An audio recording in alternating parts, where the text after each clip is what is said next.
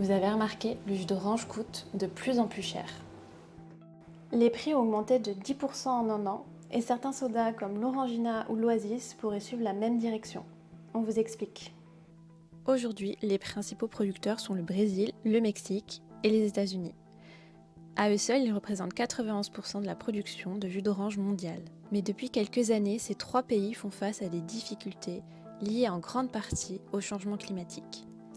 En Floride, par exemple, les cultures sont décimées par le dragon jaune, une maladie bactérienne qui rend les fruits amers et immangeables. L'État est aussi régulièrement touché par des tempêtes, comme c'est le cas actuellement avec l'ouragan Milton. Résultat, en 2023, la Floride a récolté un peu moins de 18 millions de cagettes d'orange, ce qui représente une baisse de 90% par rapport aux années 2000. Le Brésil était jusqu'ici épargné, mais depuis cette année, il est lui aussi touché par la maladie du dragon jaune. Plus de 77 millions d'arbres seraient déjà contaminés. Et ce n'est pas tout.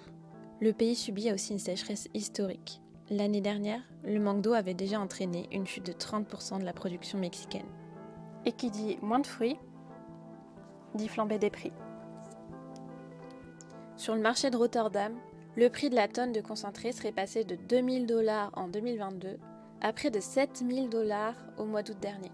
Pour amortir le choc auprès des consommateurs, les fabricants envisageraient plusieurs solutions, par exemple ajouter d'autres fruits aux boissons comme la pomme ou la mandarine. D'autres pourraient jouer sur la taille de leurs produits.